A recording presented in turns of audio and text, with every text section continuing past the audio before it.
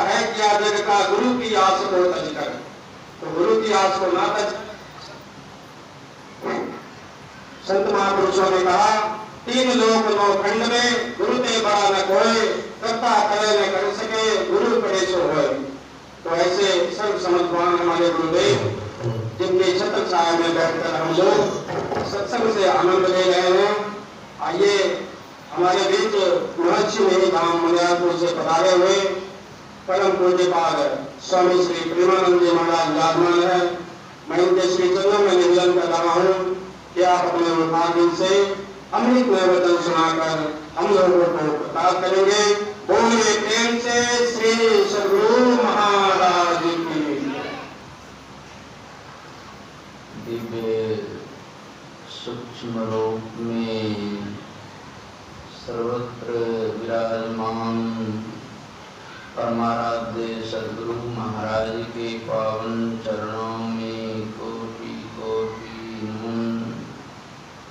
आश्रम में विराजमान ब्रह्मलीन संत सारी स्वामी जी महाराज के विशेष कृपा पात्र पूज्यपाद ब्रह्म ऋषि चक्रांति महाराज के पावन चरणों में कोटि कोटि नमन। पूज्य महात्मागण, सत्संग प्रेमी सदात्माओं, माता एवं बहनों, यह सत्संग का कार्यक्रम जो रखा जाता है,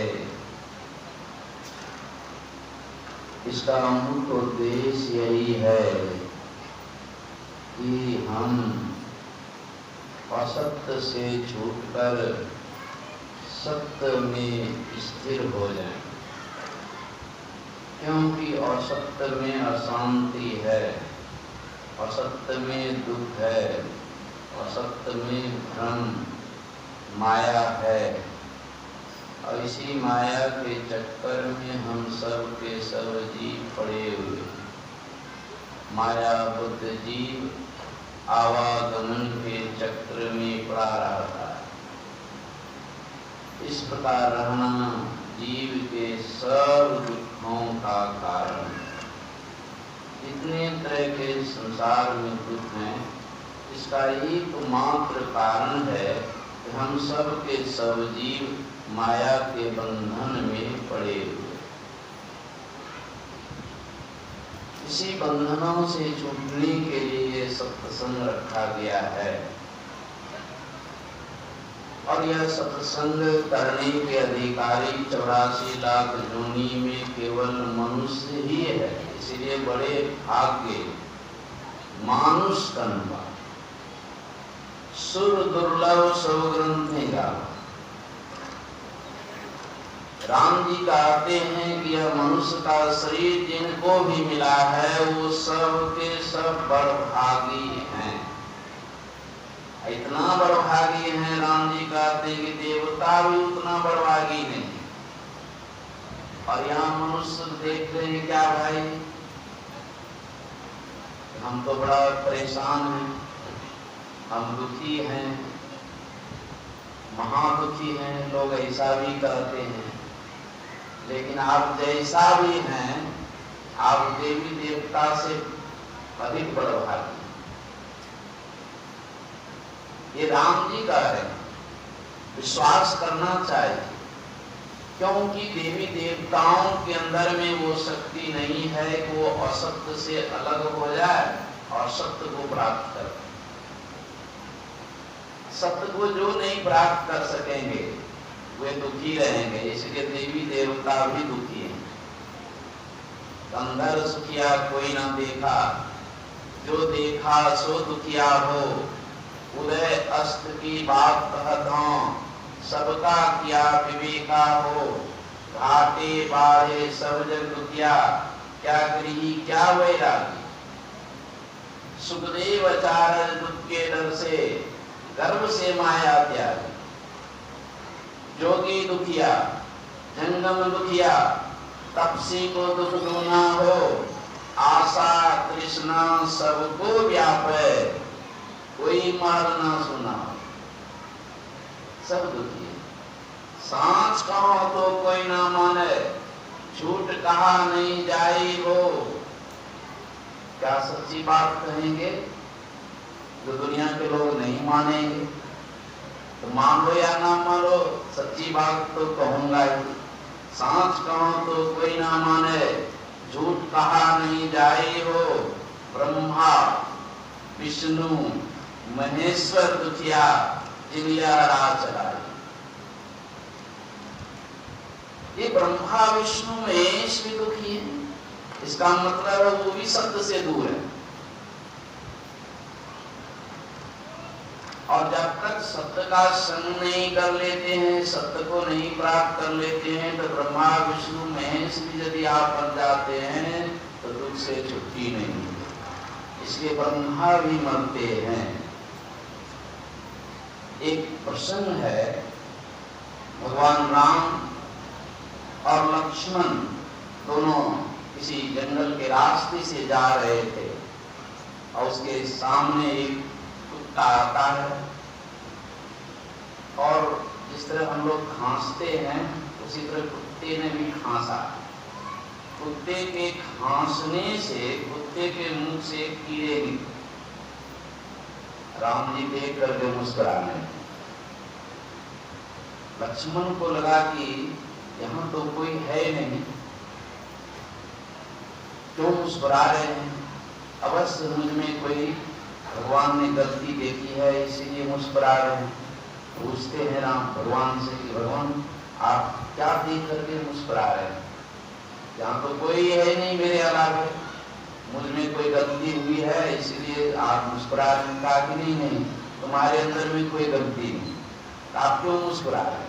तो बहाना बना देते हैं, मैं यूं ही मुस्कुरा रहा हूँ क्योंकि ये बात बोलने की नहीं है।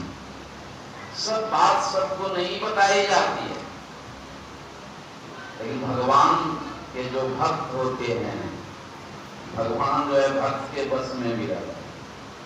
ताकि नहीं भगवान आप बिना कारण का नहीं मुस्कुरा सकते, जरूर कोई कारण। अरे कोई नीच लोग, नीचे तबके के लोग होते हैं ना, वो बिना कारण का मुस्कुरा देते हैं, बिना कारण का रो भी लेते हैं, बिना कारण। लेकिन आप तो मर्यादा पुरुषोत्तम हैं, बड़े उच्च हैं। कुछ लोग जो होते हैं, पुनीत परिवार के लोग, जो अच्छे परिवार के लोग होते हैं, वो बिना कारण का ना तो रोते हैं ना बिना कारण का हंसते हैं। राम जी हंस गए, बताना पड़ा ताकि देखो कुत्ते के मुंह से अभी कीड़े निकले हैं, इसी कीड़े को देख करके मैं मुस्कुरा रहा हूं। कहा इसमें मुस्कुराने की क्या बात? कुत्ते के मुंह से कीड़े निकले हैं, इसमें मुस्कुराने की क्या बात है? तब भगवान ने कह दिया, ये कीड़ा पूर्व जन्म में ब्रह्मा था। पुण्य छीन सोई देव, स्वर्ग से नरक में आवे, घर में चारों खानी, आप ही शुद्धि नहीं लावे। ब्रह्मा भी मर करके 84 लाख योनि में भटकते।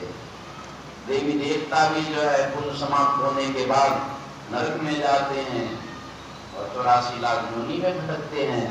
और उसी तरह हम लोग भी स्वर्ग नरक कितना बार गए हैं, और भटकते भटकते भटकते भटकते मनुष्य शरीर में आकर के इस देखिए इस आश्रम में आकर के बैठे। इसलिए बैठे हैं कि इस बार काम बनाना है, अब की बेर नहीं चूकना। मानुष तन पाए के जी, बहुत बार जो है बहुत जन्म चूक गए हैं, लेकिन कहते हैं इस बार नहीं चूकना, इसी बार काम बनाना है, इसी बार सत्य का साक्षात करना है। उसी सत्य के साक्षात्कार के लिए ये सत्संग का आयोजन रखा गया है। ये तो रामचरितमानस में जो हम लोग पाठ के क्रम में सुन रहे थे, रावण का बलवान पुत्र मेघनाद हनुमान जी को ब्रह्मभास में बांध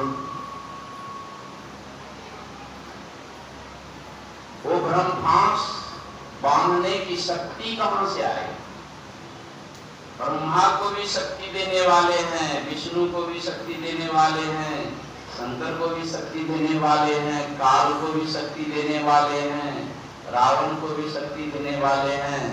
रावण का जो पुत्र मेघनाद है उनको भी शक्ति देने वाले हैं, और शक्ति देने वाला एकमात्र परमात्मा है जो सर्वशक्तिमान है। और हम लोग भी ब्रह्म भास में फंसे हुए हैं। इससे निकलने की युक्ति जब तक हम संत सद्गुरु के चरण शरण में नहीं जाते हैं, इस ब्रह्म भास से निकलने का कोई उपाय नहीं है। साईं स्वामी जी महाराज उदाहरण देते थे, यही भगवान कृष्ण जब कालिया तह में कूद गए, पता हो नहीं, कालिया नाग जो है उसे पकड़, सब हाहाकार करने लगे। यशोदा मां कूदने के लिए तैयार है कि मेरे पुत्र को तो कालिया नाग खा ही जाएगा, मार ही देगा, लेकिन किसी ने, सब लोगों ने पकड़ के रखा। और भगवान कृष्ण कन्हैया साधारण नहीं होते होते जब उनके शरीर को बहुत कस करके बांध दिया था नाग, कालिया नाग, तो कन्हैया तो बचपन से सीख गई, उन्होंने अपने शरीर को एकदम मोटा बना दिया। यश सिद्धि में ये सब सारी शक्तियां आ जाती हैं। शरीर को पतला बना देना, शरीर को मोटा बना देना, शरीर को भारी बना देना, शरीर को हल्का बना देना, ये सब अष्ट सिद्धियां में है। ये तो भगवान उतने कस करके जो कालिया नाग ने भगवान कृष्ण को बांध रखा था, तो भगवान कृष्ण शक्ति सिद्धि से जो है अपने शरीर को फैला दिया। कालिया नाग का तो एकदम नस नस टूट गया और वे कमजोर हो गए। तब जो है भगवान कृष्ण उनके सिर पर चढ़ गए। फुफकार मारता था, जिस जैसे फुफकार मारता था भगवान कृष्ण जो है पैर से दबा देते थे उसके फन, इससे दबाते दबाते दबाते कालिया नाग दिवस हो। और भगवान ने कहा कि तुम इस तालाब से निकल करके कहीं दूर चले।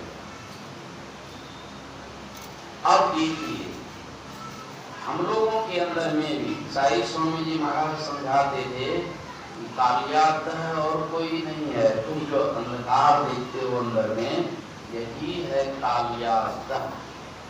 आंख बंद कीजिए, कालियातः में फंसे। और मन जो है, सबके पास मन है, वही है कालिया नाग। सब जीव को बांध करके रखा है, कस करके, कस से मस में। मन जैसा जैसा कहता है वैसे वैसे जीव करते रहो। और सारी इच्छाएं जो है कालिया नाग के ये धन, हजारों इच्छाएं, हर एक इच्छा में जो है आपको धंस रहा है जी, परेशान परेशान। इसी परेशानी को दूर करने के लिए आपको सूक्ष्म होना पड़ेगा। एकाएक भगवान कृष्ण जो है, हनुमान जी भी जो है अपने शरीर को एकाएक सूक्ष्म कर दिया, सब ब्रह्मांड ढीले कर। ये तो रामचरितमानस में वर्णन है। उसी तरह हम लोग भी इस ब्रह्मांड में फंसे हुए हैं। हम लोगों को भी सूक्ष्म हो जाना है। सूक्ष्म कैसे होंगे? इसी के लिए साधन भजन करने की जरूरत है, मन के सिंचाव करने की जरूरत है।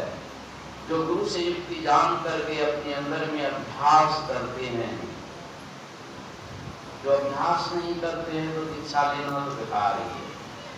गुरु महाराज कहते हैं, कर्ता जो नित अभ्यास न अविश्वास है तो भी महाराज कर देते हैं। इच्छा ले लिए हो और मन को समेटने का अभ्यास नहीं करते हो, कोई फायदा नहीं। इच्छा लेकर के गुरु मंत्र का जप करना, मन को समेटना है, गुरु रूप का ध्यान करना, ये मन को समेटना है और पूरा पूरा मन का संगाव जो है दृष्टि साधन की क्रिया में हो।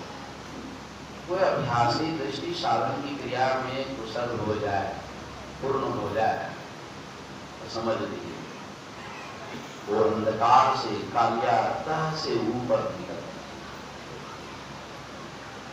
वे भय मुक्त हो जाएंगे, अंधकार से प्रकाश में चले जाएंगे, असत्य से सत्य में चले जाएंगे, पिंड से ब्रह्मांड में चले जाएंगे, स्थूल से सूक्ष्म में चले जाएंगे।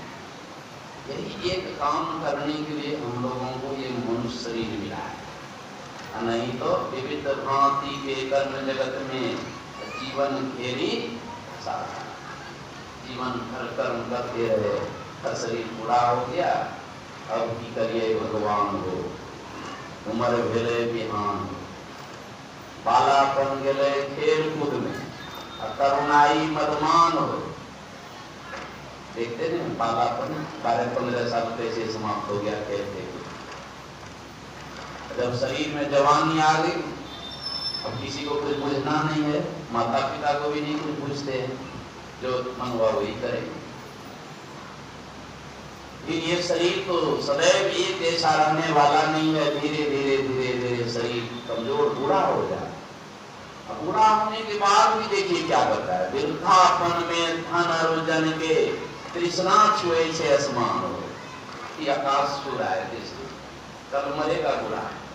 एक बूढ़ा मर रहा था, 4 पुत्र था, चारों पुत्रों को खबर मिली अब पिताजी अब तब में है, चारों बेचारा कारोबार छोड़ कर गया। बूढ़ा जो है कुछ देख नहीं पाता था, रोशनी खत्म,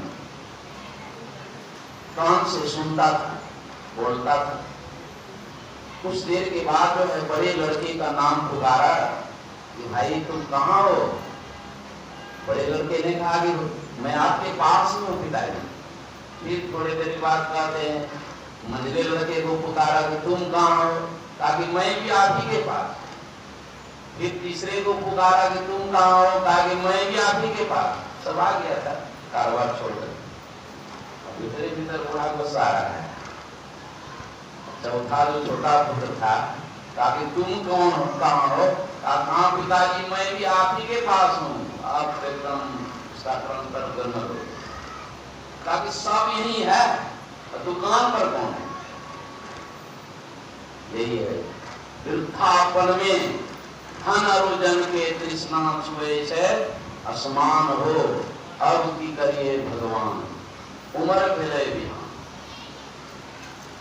कवौ न कैला साधु संगतिया, ना सुनलो कछु ज्ञान, ना कैलो गुरु भगतिया, केना होते कल्याण हो, अब की करिए भगवान। भूल चूक से भी साधु संगति नहीं की, सत्संग नहीं सुना, गुरु की भक्ति नहीं की, अब तो बेचारा उम्र समाप्त कर दिया, छटपट करते हैं जब हमारा कल्याण कैसे होगा। पूछे रहिए के अमर से, अगल बगल के लोग मर रहा है नहीं, कोरोना में ही कितना मर गए और अभी मर ही रहा है बहुत लोग। अभी हम लोग दिल्ली आए, इसके पहले जो है बड़ा बड़ा खबर मिल गया, भाई सत्संग में नहीं आए हो, क्या बात है। तो हमारे बड़े पापा यानी पिताजी जो बड़े थे, पूरा खाए पिए, दिन में कोई रोग नहीं था, सोए तो सोए, अचानक कोई रोग नहीं, खा पी कर सबसे बातचीत किए, खाना पीना खाए, आराम से सोए सोए। दिल्ली में मैं करोलबाग में था, इसी 20 तारीख के लगभग, बड़े डॉक्टर हार्ट स्पेशलिस्ट जिनके यहाँ सारे थे, उन्होंने मोबाइल में दिखाया कि देखिए बाबा हमारे पिताजी को हार्ट का इलाज यही डॉक्टर करते थे, बड़े डॉक्टर हार्ट स्पेशलिस्ट। 48 वर्ष उम्र, रात में खा पी करके सोए और उन्हीं का हार्ट अटैक हो गया, डॉक्टर ने कहा। ये जीवन है, लेकिन फिर भी चेतते नहीं, बूझे रही है दे अमर है, नहीं जीवन अवसान हो। लेकिन जब शरीर लाचार कमजोर हो जाता है, उठना बैठना भी मुश्किल है, कमजोर, तब उनको होश आता है तो अब इस शरीर रहने लायक। पूछे रहिए दे अमर है, नहीं जीवन अवसान हो। अब तो जम के मुंगड़ी याद करी करी, थर थर करे छे मोर प्राण। अब तो जमराज को देगा, अब तो मरना ही है, न हम घर का रहेंगे न घाट का रहेंगे। कभी सत्संग किया नहीं।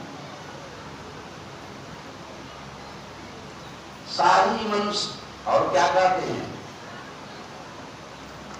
लाज लगे छे विनय करे में। जीवन ऐसे उल्टा पुल्टा काम में व्यतीत करेगा। भगवान से प्रार्थना क्या करेंगे, लाज लगता है। मैली चादर ओढ़ के द्वार तुम्हारे कैसे जाऊं। कहते हैं लाज लगे छे विनय करे में, करनी आपन जान। अपने करनी को देख करके जीवन भर लाज लगता है।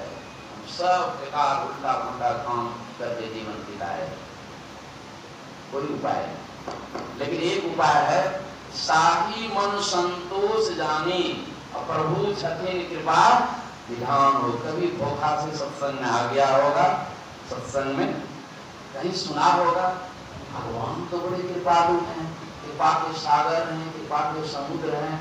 अब एक ही संतोष है भगवान पर, और किसी पर हमको भरोसा नहीं है, वो हमारा कल्याण कर देंगे।